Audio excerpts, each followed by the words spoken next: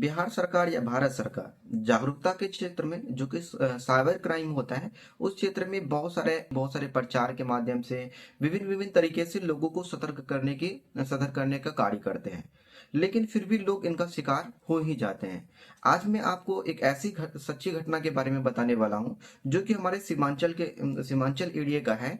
और इस घटना में वैसे लोग जो कि सरकारी सेवा से जो रिटायर हो चुके हैं, यानी कि 60 साल उम्र पूर्ण होने के बाद उनको सरकारी सेवा से रिटायर कर दिया जाता है और उसको पेंशन मिलता है। यानी कि जिनको पेंशन मिलता है, ये सच्ची घटना से, और उसके अकाउंट से सारा का सारा पेमेंट खाली कर दिया गया है। तो वो किस तरीके से घटना ये हुई, इनका सारा जानकारी मैं आज इस वीडियो के माध्यम से दूंगा। और आपसे एक रिक्वेस्ट जरूर करूंगा कि इस वीडियो को जरूर शेयर करिएगा, इतना शेयर करिएगा तो जितने भी सारे लोग हैं उन सभी को इस घटना के बारे में जानकारी मिले और वो इस घटना का शिकार ना बन पाए।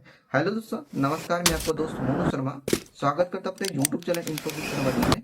दोस्तों, वीडियो पसंद आता तो वीडियो को एक लाइक कर दीजिएगा। चैनल पे नए होंगे तो पहले चैनल को जरूर सब्सक्राइब कर लीजिएगा। साइबर क्राइम आज की डेट में बहुत ही ज्यादा धीरे धीरे बढ़ते जा रहा है और ये साइबर क्राइम का जो मतलब कि स्पीड इतनी तेजी से बढ़ते जा रहा है और इनका एक नया नया तरीका सामने आते जा रहा है। लेकिन बिहार सरकार हो या भारत सरकार हो, इसके प्रति बहुत ज्यादा एक्टिव है और बहुत सारा कार्य भी कर रहे हैं कि साइबर क्राइम को रोका जाए। लेकिन ये कुछ हद तक संभव हुआ है, लेकिन काफी हद तक ये संभव नहीं हो पाया साइबर क्राइम को रोकना। दोस्तों, सीमांचल एरिया यानी कि बिहार के सीमांचल एरिया के से घटना सामने आ रही है कि यानी कि जो लोग मतलब कि सरकारी सेवा से रिटायर हो चुके हैं वैसे लोगों को टारगेट किया जा रहा है।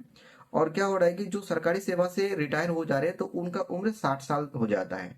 और 60 साल उम्र होने के बाद लोगों की मानसिक स्थिति जो होता है, सोचने और समझने की जो शक्ति होती है, वो थोड़ा सा कम हो जाता है, जिस वजह से वो इनके झांसे में ज्यादा आ जाते हैं। देखिए, ये जो घटना हो रही है ये कैसे हो रहा है, ये सारा विस्तार में मैं आपको बताऊंगा। साइबर क्राइम कर क्या रहा है कि जैसे कि आपको पता है कि मतलब कि जितने भी लोगों को पेंशन मिलते हैं, जितने भी लोग जो को सरकारी सेवा से मतलब कि रिटायर हो चुके हैं, उन सभी को जो पेंशन मिलता है, ठीक है, उन सभी को पेंशन मिलता है तो वो हर एक साल में उसको केवाईसी करना पड़ता है। ठीक है।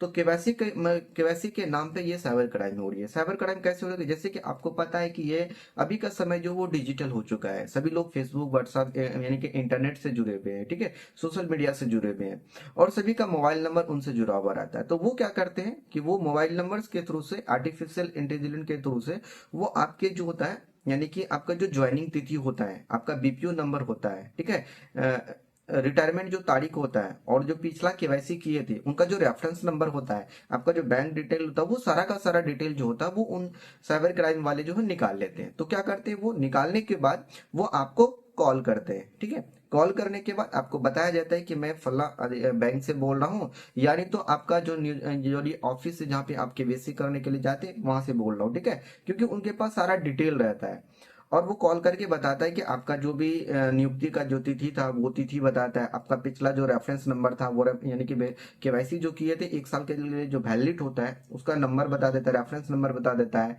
ठीक है, और उसके साथ साथ आपका जो ज्वाइनिंग तिथि, रिटायरमेंट डेट, यानी कि कुछ डिटेल जो होता है, आपका जो पर्सनल डिटेल होता है वो डिटेल आपके साथ शेयर करता है। और शेयर करने के बाद आप लोगों को लग जाता है या उनको लग जाता है कि नहीं, ये वास्तव में ये सही कॉल है। और सही कॉल होने की वजह से और वो क्या करता है कि आपके साथ फ्रॉड कर लेता है। फ्रॉड कैसे करता है कि वो सारे सिस्टम में क्या करता है, आपके नंबर पे 4 डिजिट का या 6 डिजिट का एक ओटीपी कोड भेजता है, जिसको हम लोग वन टाइम पासवर्ड भी बोलते हैं। ठीक है, भेजने के बाद जैसे ही ये नंबर आप उनके साथ शेयर करते हैं और शेयर करने के बाद आपके अकाउंट का आपका सारा डिटेल उनके पास पहुंच जाता है और वो क्या करता है कि आपके अकाउंट को पूरा का पूरा खाली कर देता है।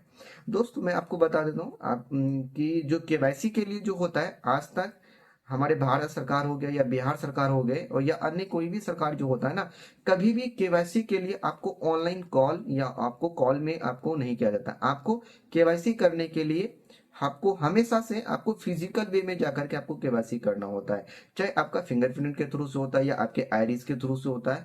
यानी कि आपको फिजिकल में आपको जाकर के वहां पे करवाना होगा, जो भी आपका ऑफिस होगा, चाहे बैंक का केवाईसी हो या आपका किसी भी सेवानिवृत्त है जो आपका जो ऑफिस हो, वहां पे जाकर के आपको जाकर के वहां पे रह करके आपको फिजिकली आपको केवाईसी करना होता है।